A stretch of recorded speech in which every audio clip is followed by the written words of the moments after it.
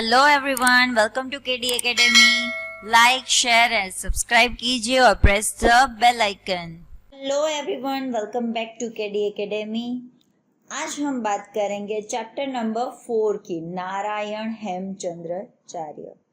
वह गांधी जी द्वारा लिखा गया है, आत्मकथा खंड है। अपना राष्ट्रपिता गांधीजी મોહનદાસ કરમચંદ ગાંધીનો જન્મ પોરબંદરમાં થયો હતો. રાજકોટ તેમજ ભાવનગરમાં અભ્યાસ કર્યા પછી ઇંગ્લેન્ડમાંથી બેરિસ્ટરની પદવી મેળવી હતી. વકીલાતના વ્યવસાય માટે આફ્રિકા ગયા. ત્યાં ભારતીયોના હકોના રક્ષણ માટે સત્યાગ્રહનો આરંભ કર્યો. આફ્રિકાથી ભારત આવ્યા. ભારતમાં સ્વાતંત્ર્ય આંદોલનોનું નેતૃત્વ લીધું. અસ્પૃશ્યતા નિવારણ તેમજ ખાદી અંગે રચનાત્મક કાર્યો કર્યા. હરિજન, નવજીવન, યંગ ઇન્ડિયા પત્ર સામયિકોનું લેખન સંપાદન કર્યું. એમનું જીવન જ પ્રજાજીવનનો સંદેશ દસ્તાવેજ બની રહ્યું. આપણા રાષ્ટ્રપિતા father of nation Gandhi ji का पूरा नाम है मोहनदास करमचंद गांधी, जो पोरबंदर में जन्मे थे. राजकोट और भावनगर में स्टडी किया था. फिर इंग्लैंड में जाकर बैरिस्टर की डिग्री ली थी. एडवोकेट बनने के लिए, बैरिस्टर बनने के लिए और ज़्यादा आगे उसमें सीखने के लिए अफ्रीका गए थे. वहाँ पर जो इंडियन थे उन लोगों को काफ़ी रूल्स एंड रेगुलेशन का प्रॉब्लम चल रहा था, तो प्रोटेक्शन के लिए सत्याग्रह का की शुरुआत की. फिर अफ्रीका से रिटर्न इंडिया आए. वहाँ पर जो फ्रीडम फाइटर की बातें चल रही थी, इंडिया को फ्री बनाना था, तो यह आंदोलन में सबसे आगे कार्य किया. जो अनटचेबिलिटी थी और जो बाह्य देश थे, जो दूर के यानी कि दूसरे देश होते हैं, वहाँ पर ज़्यादातर लोगों के जो क्लोथ्स होते हैं वो इंडिया में आते थे. तो बोला कि हमें सिर्फ खादी ही पहननी चाहिए, दूसरे देशों के जो कपड़े होते हैं उसका बहिष्कार करना चाहिए. हरिजन, नवजीवन, यंग इंडिया पत्र सामयिकोનું लेखन संपादन કર્યું. तो ऐसी बुक है जैसे हरिजन, नवजीवन, यंग इंडिया, ऐसी मैगजीन्स का लिखन और उसका संपादन किया और पूरी लाइफ लोगों की सेवा में, लोगों को कुछ अच्छा संदेश देने के लिए पूरा जीवन अपना व्यतीत किया. हिंद स्वराज, खरी केळवणी, केळवણીનો કોયડો, નીતિનાશને માર્ગે, ત્યાગમૂર્તિ અને બીજા લેખો તેમના નોંધપાત્ર પુસ્તકો છે. તેમની સત્યના પ્રયોગો તથા અથવા તો આત્મકથાનો વિશ્વની ઘણી ભાષાઓમાં સુંદર અનુવાદ થયો છે. તેમના સઘળા લખાણો ગાંધીજીનો અક્ષર દેહ નામની ગ્રંથ શ્રેણીમાં સંગ્રહાયા છે. આપણું મન હંમેશા સારું, સૃષ્ટું, નાજુક, નમણું જોવા સ્વીકારવા જ તૈયાર હોય છે, કિંતુ તેથી ઉલટું, ચિત્ર વિચિત્ર, બેડોળ, કદરૂપું સ્વીકારવા જરાય તૈયાર હોતું જ નથી. નારાયણ હેમચંદ્ર રંગે, રૂપે, સ્વભાવે, પોશાકે, પૂરા માપે ભારોભાર વિચિત્ર હતા. છતાં તેમની અપાર પ્રવાસ પ્રીતિ, ભાષા જિજ્ઞાસા, નિખાલસતા, નિરભિમાનતા, અખૂટ ધીરજ અને આત્મવિશ્વાસ જેવા ગુણોએ ગાંધીજીને મોહિત કર્યા.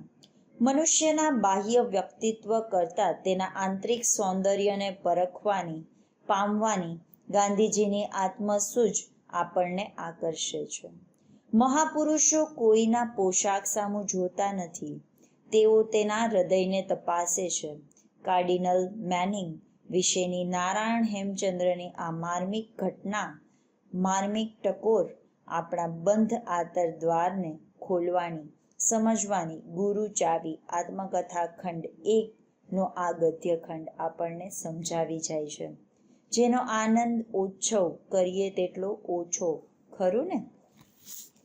This text has been taken from the autobiography of Gandhiji.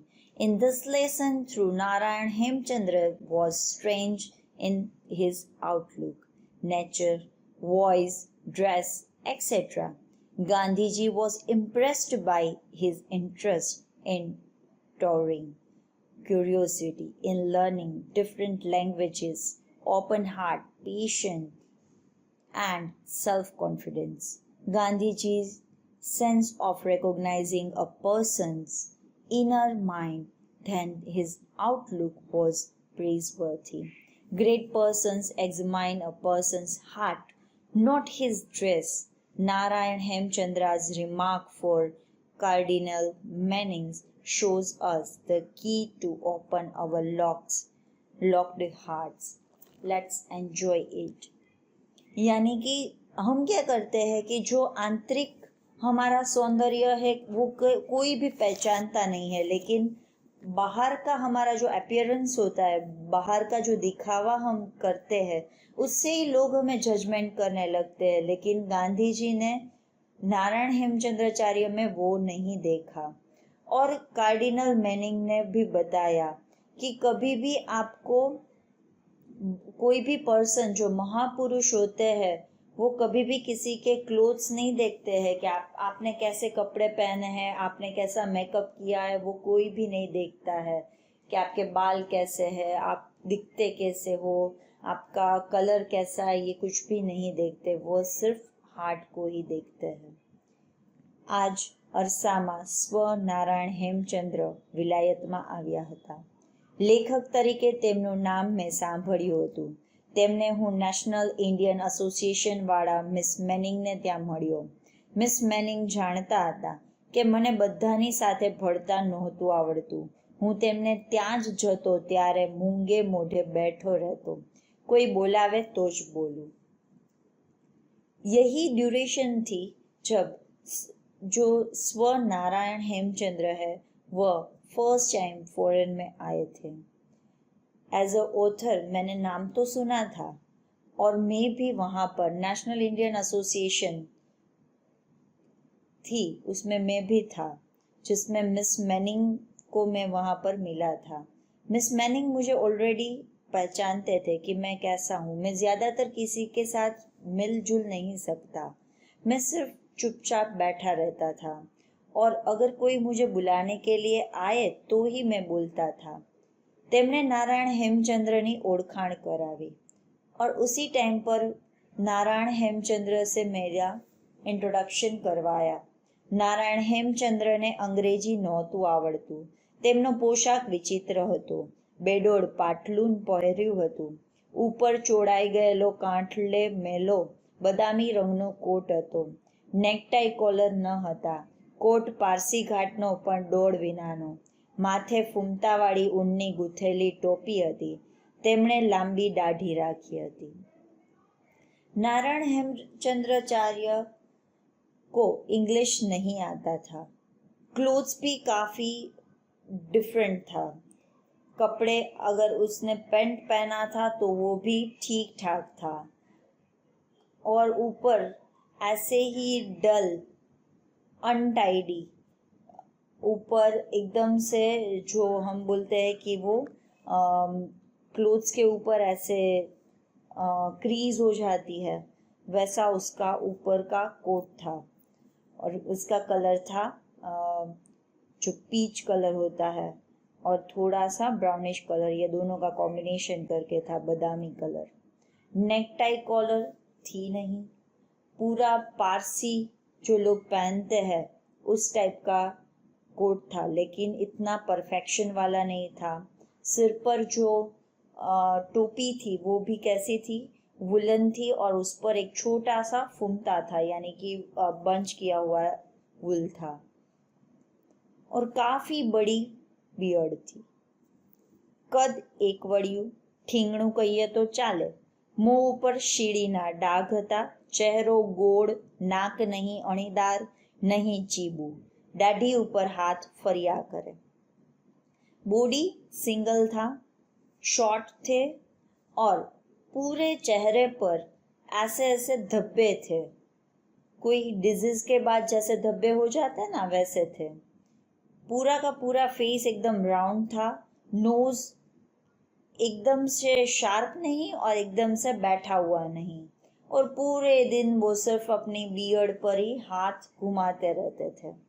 બધા ફૂલ ફટાક લોકો વચ્ચે નારાયણ હેમચંદ્ર વિચિત્ર લાગતા હતા અને બધાથી નોખા પડી જતા હતા.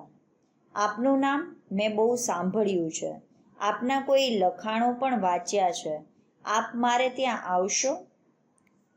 सभी लोग एकदम परफेक्ट थे और उनके बीच में नारायण हेमचंद्र बिल्कुल अजीबोगरीब लगते थे, सबसे अलग थे. फिर बोला, आपका नाम मैंने काफ़ी सुना है, आपके मैंने लिटरेचर भी काफ़ी पढ़े हैं, आप हमारे वहाँ पर आओगे? गांधी जी ने ऐसा बोला. નારાયણ હેમચંદ્રનો સાદ ભાંભરો હતો. તેમણે હસમુખે ચહેરે જવાબ આપ્યો. वॉइस इतना स्वीट नहीं था, इतना सोबर नहीं था, सिर्फ स्माइल देकर ही आंसर दे दिया. તમે ક્યાં રહો છો? आप कहाँ पर रहते हो? स्टोर स्ट्रीट में. मैं स्टोर स्ट्रीट में रहता हूँ. ત્યારે તો આપણે પડોશી છીએ. મારે અંગ્રેજી શીખવું છે, તમે મને શીખવશો? हेमचंद्रએ કહ્યું.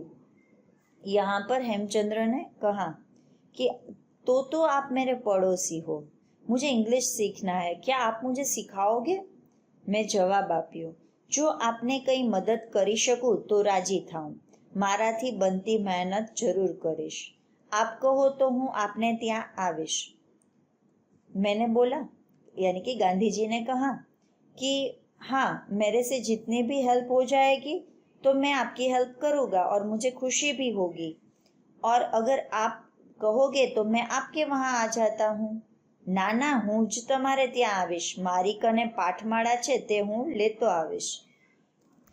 नहीं नहीं, मैं ही आपके वहाँ आऊँगा, मेरे पास जो टेक्स्ट बुक है ना वो भी मैं साथ में लेकर आऊँगा. અમે વખત મુકર કર્યો, અમારી વચ્ચે ભારે સ્નેહગાંઠ બંધાઈ. हम लोगों ने इकट्ठा होकर एक टाइम डिसाइड किया और फिर हम दोनों में एक अफेक्शन हो गया. નારાયણ હેમચંદ્રને વ્યાકરણ મુદલ નહોતું આવડતું.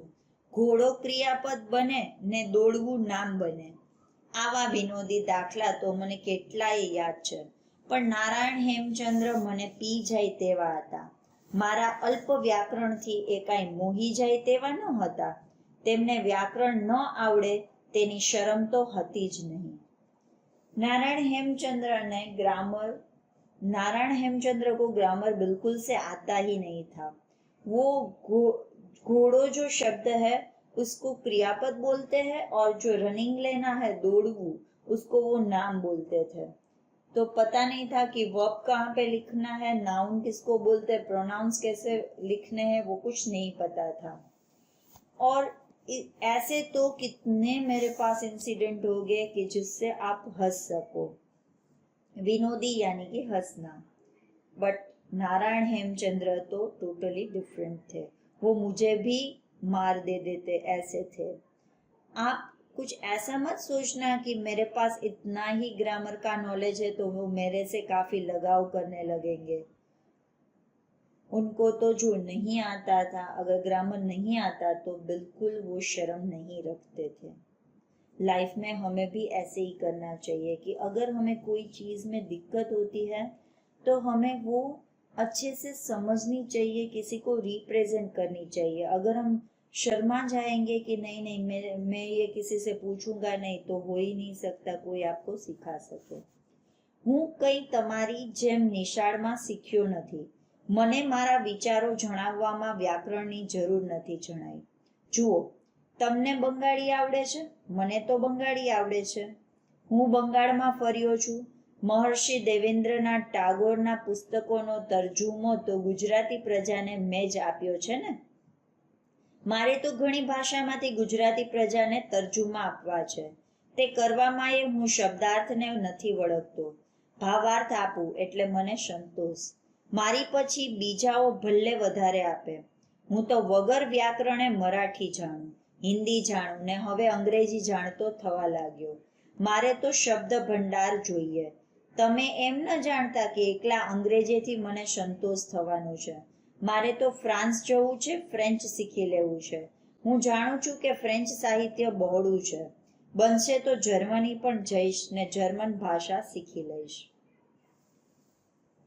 आपकी तरह मैं कभी भी स्कूल में नहीं गया हूँ. स्कूल में जाकर मैंने कुछ भी पढ़ाई भी नहीं की है, लेकिन मैंने सोचा है कि जब हम लोग अपनी थिंकिंग को रिप्रेजेंट करते हैं तो उसके लिए ग्रामर की कोई आवश्यकता नहीं है. देखो, अभी मुझे बंगाली भी आती है. आपको आती है क्या? मैं बंगाल में भी रहा हूँ, वहाँ पे भी घूमा हूँ.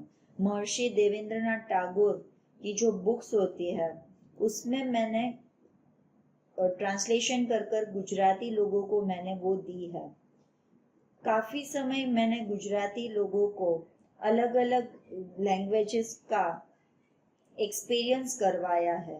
मैं कभी भी कोई भी मीनिंग को ऐसे ही पकड़कर नहीं रखता, लेकिन मैं ट्राई करता हूँ कि उसका जो भावार्थ होता है, ट्रांसलेशन होता है, वो संतोषकारक हो, जिससे सभी को संतोष हो और मुझे भी संतोष हो.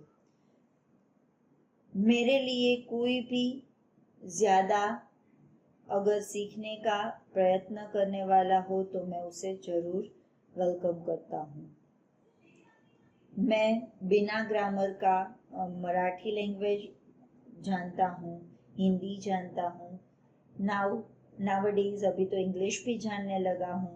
मेरे पास सिर्फ शब्द भंडार यानी कि वोकेबलरी चाहिए, वो सब कुछ सीखने के लिए. आप ऐसा मत समझना कि मुझे ये इंग्लिश लैंग्वेज सीख कर संतोष मिलेगा. मुझे तो फ्रांस जाना है फ्रेंच सीखने के लिए.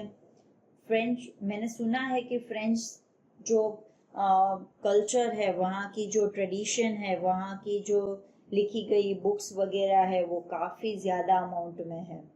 मैं जर्मनी भी जाऊँगा अगर पॉसिबल होगा तो. वहाँ पर जाकर मैं जर्मन लैंग्वेज सीखूँगा. આમ નારાયણ હેમચંદ્રની ધારા ચાલતી જ રહી. ભાષાઓ જાણવાનો અને મુસાફરી કરવાનો તેમનો લોભ અપાર હતો. ऐसे ही नारायण हेमचंद्र ने तो अपना चालू ही रखा. फिर धीरे धीरे वह धारा यानी कि कंटिन्यूस के कंटिन्यू ऐसे बोलते ही रहे. भाषाओं जानवानो અને मुसाफरी करवानो यानी डिफरेंट डिफरेंट लैंग्वेजेस उसको समझना, उसको सुनना और ट्रैवलिंग करना उसको काफ़ी प्रिय था. वो उसमें ज़्यादातर अपना समय वह उसी में बिताते थे. एक ग्रीड थी. ત્યારે તો તમે अमेरिका જવાના જ ને? गांधी ने कहा कि तो फिर आप अमेरिका भी जाओगे? जरूर. ये नवी दुनिया जोया बिना हूँ पाछो जाऊं के? क्या ऐसा है कि उसे देखे बिना मैं कहीं पे जाऊं क्या? पर तुम्हारी पासे इतना बड़ा पैसा क्या है? आपके पास इतने सारे पैसे कहाँ है? मारे पैसाનું શું કામ? મારે ક્યાં તમારા જેવી ટાપટીપ કરવી છે? મારે ખાવું કેટલું ને પહેરવું કેટલું? મારા પુસ્તકોમાંથી કંઈક મળે છે તે અને થોડું મિત્રો આપે તે બસ થઈ જાય. હું તો બધે ત્રીજા વર્ગમાં જનારો રહ્યો. અમેરિકા ડેકમાં જઈશ. मुझे कहाँ पे आपके जितने पैसे चाहिए? मुझे पैसे का क्या काम है? मुझे थोड़ी ना टिप टॉप रहना है कि सिर्फ मुझे शो ऑफ ही करना है. मुझे खाना कितना है, पहनना कितना है, मुझे खाना कितना और बात कितनी. थोड़ा मैं अपने बुक्स सेल करके उसमें से कुछ ले लेता हूँ और थोड़ा आप जैसे मेरे फ्रेंड्स होते हैं वो मेरी हेल्प कर देते हैं. और मैं जहाँ पर भी जाता हूँ उसमें थर्ड कैटेगरी में जाता हूँ. और अमेरिका भी जाऊँगा तो वो डेक में जाऊँगा. નારાયણ હેમચંદ્રની સાદાઈ તો તેમની પોતાની જ હતી. પોતાની નિખાલસતા પણ તેટલી જ હતી. અભિમાનનું નામ નહોતું. પોતાની લેખક તરીકેની શક્તિ વિશે જોઈએ તેના કરતાં પણ વધારે વિશ્વાસ હતો. नारायण हेमचंद्र एकदम से सिंपल सोबर थे और एक अलग ही तरीके का व्यक्तित्व था. काफी निखालस थे. बिल्कुल से प्राउड नहीं था, अभिमान नहीं था और एज अ ऑथर उसके पास काफ़ी डिफरेंट तरीके की शक्ति थी, उस पर विश्वास था। અમે રોજ મળતા, અમારી વચ્ચે વિચાર તેમજ આચાર સામ્ય ઠીક હતું. બંને અનાહાર કરનારા હતા. બપોરના ઘણી વેળા સાથે જમીએ. આ મારો અઠવાડિયાના 17 સિલિંગમાં રહેવાનો ને સ્વયં પાક કરવાનો કાળ હતો. હું કોઈ વેળા તેમની કોટડીએ જાઉં, તે કોઈ વેળા મારી કોટડીએ આવે. હું અંગ્રેજી ઢબની રસોઈ કરું, તેમને દેશી ઢબ વિના સંતોષ ન વળે. દાળ જોઈએ જ. હું ગાજર ઇત્યાદિનું સૂપ બનાવું, તેથી મારી દયા ખાય. તેમણે મગ ક્યાંકથી શોધી કાઢ્યા હતા. એક દિવસ મારે સારું મગ રાંધીને લાવ્યા ને મેં અત્યંત સ્વાદથી ખાધા. પછી તો અમારે આવી આપલે કરવાનો વ્યવહાર વધ્યો. હું મારી વાનગી તેમને ચખાણું ને તે મને પોતાની ચખાડે. ऐसे तो हम हर रोज मिलने लगे.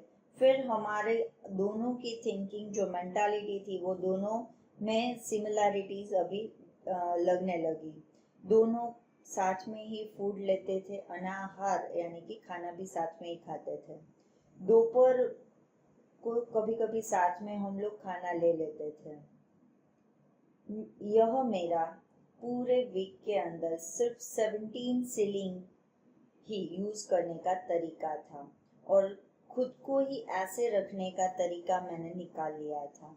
कभी कभी मैं उनके घर पर जाता था, कभी वह मेरे घर पर आते थे. गांधी जी कहते हैं कि मैं अंग्रेजी स्टाइल में खाना बनाता था और वो बिल्कुल देसी, यानी कि ट्रेडिशनल जो हमारा इंडियन फूड होता है वो. और उनको इंडियन फूड खाए बिना बिल्कुल से सेटिस्फेक्शन नहीं होता था. कंपलसरी दाल तो चाहिए ही. और मैं कैसा था कि गाजर और वो जो होते हैं तो उसका मैं सूप बना लेता था और उसको ही मैं इंटेक कर लेता था. तो उसको मेरे पर दया आ जाती थी और बोलते थे कि ये थोड़ी कोई खाने की चीज है. कभी कभी तो वह मेरे लिए खाना भी बना कर लाते थे. एक बार तो कहीं से मूंग ढूंढ लिए थे और वह मूंग एकदम अच्छे से बना कर लाए थे. मैंने बहुत ही प्रेम से वो खाए थे. फिर तो हमारे खाने पीने का और सभी का जो व्यवहार था वो बढ़ गया था. मैं मेरी बनाई हुई चीज उसको टेस्ट करने के लिए देता था और वो अपनी बनाई हुई चीज. આ સમયે કાર્ડિનલ મેનિંગનું નામ સૌને મુખ્ય હતું. ગોદીના મજૂરોની હડતાલ હતી. જ્હોન બર્ન્સ અને કાર્ડિનલ મેનિંગના પ્રયત્નથી હડતાલ વહેલી બંધ થઈ. કાર્ડિનલ મેનિંગની સાદાઈ વિશે ડિઝરાયલીએ લખ્યું હતું. તે મેં નારાયણ હેમચંદ્રને વાંચી સંભળાવ્યું. इस समय पर कार्डिनल मैनिंग का नाम काफी फेमस था. सभी लोग उसे पहचानते थे. और जो गोदीना मजूरों यानी कि गोडाउन के अंदर जो लेबर्स थे वो लोग हड़ताल कर रहे थे, यानी कि उन लोगों ने ऐसे काम करना बंद कर दिया था. John Burns and cardinal Manning दोनों की हेल्प से यह बंद का आंदोलन हुआ था. कार्डिनल मैनिंग की एकदम सिंप्लिसिटी में के बारे में डिज़रायली ने लिखा था. वह नारायण हेमचंद्र ने पढ़कर सुनाया. ત્યારે મારે તો એ સાधु पुरुष ने મળવું જોઈએ. तब बोला कि मुझे तो ये जो फेमस पर्सन है उसे मिलना ही चाहिए. એ તો બહુ મોટા માણસ રહ્યા, તમને કેમ મળશે? तो बोला कि वह तो काफी बड़े लोग हैं, वो आपको कैसे मिलेंगे? હું બતાવું તેમ કર. તમારે મારે નામે કાગળ લખવો. હું લેખક છું એવી ઓળખાણ આપજો. તેમના પરોપકારી કાર્યનો ધન્યવાદ જાતે આપવા મારે મળવું છે એમ લખજો. ને એમ લખજો કે મને અંગ્રેજી વાત કરતા ન આવડે તેથી मारे તમને दुभाषिया तरीके લઈ જવા પડશે. मैं आपको बोलता हूँ ना, आप ऐसे करो. आप मेरे नाम से एक चिट्ठी लिखना कि मैं एक ऑथर हूँ, ऐसा मेरा इंट्रोडक्शन देना और आपने जो अच्छे अच्छे कार्य किए हैं उसका मैं आपको आकर रूबरू ही थैंक्स कहना चाहता हूँ, वो भी लिखना। और साथ में यह भी लिखना कि मुझे इंग्लिश नहीं आता, इसीलिए मुझे ટ્રાન્સલેશન કરने के लिए एक पर्सन को भी लाना पड़ेगा। મેં એવા પ્રકારનો કાગળ લખ્યો। કાર્ડિનલ મેનિંગનો જવાબ 2-3 દાડામાં એક પત્તામાં આવ્યો। તેમણે મળવાનો સમય આપ્યો। मैंने ऐसे ही एक लेटर लिखा। 2-3 दिन में कार्डिनल मैनिंग का आंसर आ गया, एड्रेस भी आ गया और जो हमारे लोगों की मीटिंग का टाइम था वो भी डिसाइड हो गया। અમે બંને ગયા। મેં દસ્તુર મુજબ મુલાકાતી કપડાં પહેર્યા। નારાયણ હેમચંદ્ર તો જેવા હતા તેવા જ, એ જ કોટ ને એ જ પાટલું। મેં વિનોદ કર્યો। તેમણે મને હસી કાઢ્યો ને બોલ્યા, हम दोनों गए। फिर जिस हिसाब से हमारी ट्रेडिशन होती है, वहाँ का रूल्स होता है, उसी तरह अच्छे से कपड़े पहने। किसी को विजिट करने जाते हैं तो हम कैसे अच्छे क्लोथ्स पहनते हैं वो। और नारायण हेमचंद्र तो जैसे थे वैसे ही रहे, वही कपड़े, वही पैंट, सब कुछ वही। और मैं तो थोड़ी देर हंसा। फिर हंसते हंसते बोला, તમે સુધરેલા બધા બીકણ છો। મહાપુરુષો કોઈના પોશાક સામું જોતા નથી, તેઓ તો તેમના હૃદયને તપાસે છે। मैंने बोला, यानी कि नारायण हेमचंद्र ने बोला कि आप सारे लोग तो काफी सोफिस्टिकेटेड लोग हो, काफी डरपोक हो। ये जो बड़े लोग होते हैं ना, वो कभी भी कपड़े नहीं देखते, वो ह्यूमन बीइंग का हार्ट देखते हैं। અમે કાર્ડિનલના મહેલમાં પ્રવેશ કર્યો। મકાન મહેલ જ હતું। અમે બેઠા કે તરત એક સુકલકડી બુઢા ઊંચા પુરુષે પ્રવેશ કર્યો। અમારી બંનેની સાથે હાથ મેળવ્યા। નારાયણ हेमचंद्रને આવકાર દીધો। हमने कार्डिनल के जो पैलेस था उसमें एंटर किया। जो घर था वो पैलेस से कम नहीं था, पैलेस जैसा ही था। हम लोग बैठे कि तरत ही एकदम से सिंपल सोबर बुढ़ा ऊंचा आदमी अंदर एंटर हुआ। दोनों के साथ में हाथ मिलाया और नारायण हेमचंद्र को ऐसे बोला कि आइए पधारिए ऐसे करके। मारे आपनो वखत નથી લેવો, મેં તો આપને વિશે સાંભળ્યું હતું। આપે હડતાલમાં જે કામ કર્યું તેને સારું આપનો ઉપકાર માનવો હતો।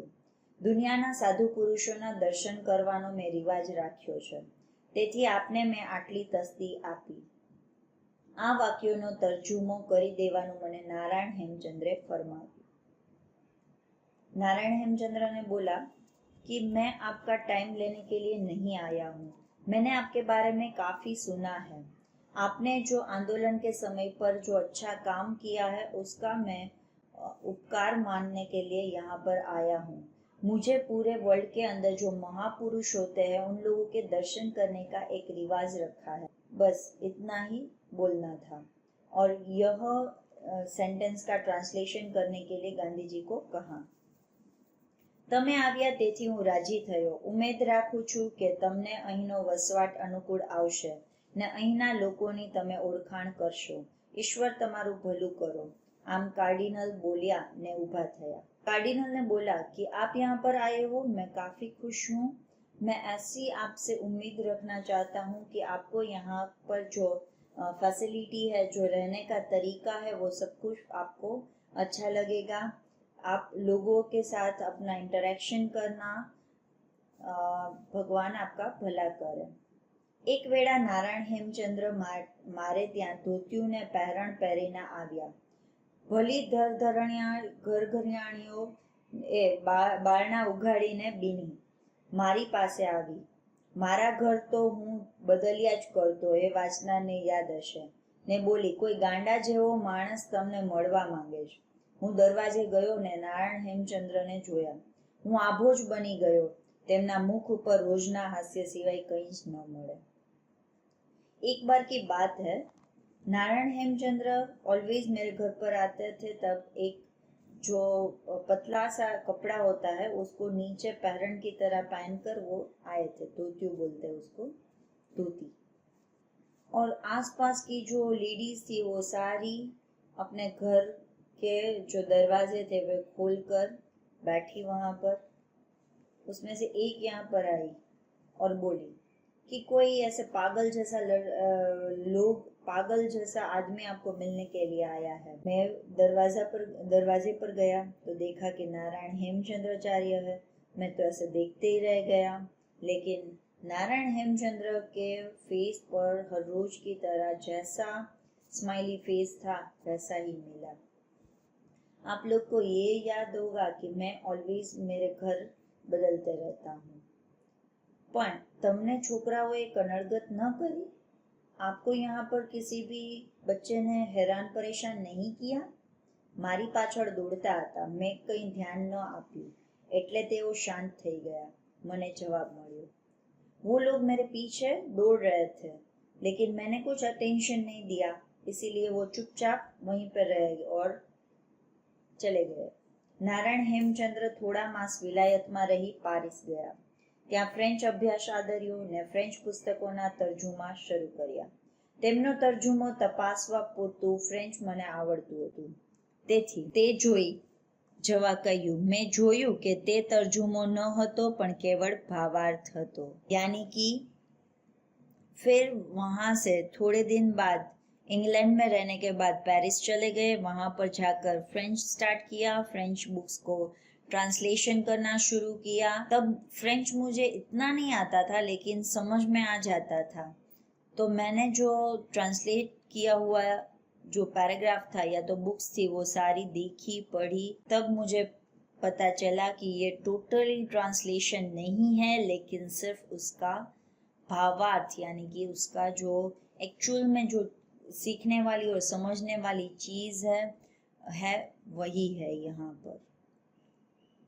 છેવટે તેમણે અમેરિકા જવાનો પોતાનો નિશ્ચય પાર પાડ્યો। મુસીબતે ડેકની કે ત્રીજા વર્ગની ટિકિટ મેળવી શક્યા હતા। અમેરિકામાં તેમને ધોતિયું પહેરીને નીકળ્યાને સારું અસભ્ય પોશાક પહેર્યાના તહોમત ઉપર પકડવામાં આવ્યા હતા। મારું સ્મરણ એવું છે કે પાછળથી તે છૂટી ગયા હતા। સત્યના પ્રયોગોમાંથી આ લેવામાં આવેલ છે। लास्ट में वो अमेरिका भी जाकर रहे और मान करके वो वहाँ पर डेक की या तो थर्ड कैटेगरी की जो टिकट्स मिलती है वह लेकर वहाँ पर पहुँचे। अमेरिका में तब ऐसा था कि वो अच्छे पोशाक वाले लोग नहीं कहते थे, तब उसको असभ्य बोलते थे, तो उनको पकड़ने में भी आया था। लेकिन मेरा जहाँ तक ख्याल है तब तक वो फिर छूट भी गए थे। पूरा का पूरा चैप्टर सत्यना प्रयोगों जो गांधी जी की ऑटोबायोग्राफी है उसमें से लिया गया है। काफ़ी इंटरेस्टिंग है और नारायण हेमचंद्र का कैरेक्टर भी काफ़ी अट्रैक्टिव यहाँ पर दिखाया गया है और ऐसे ही थे। Thank you so much.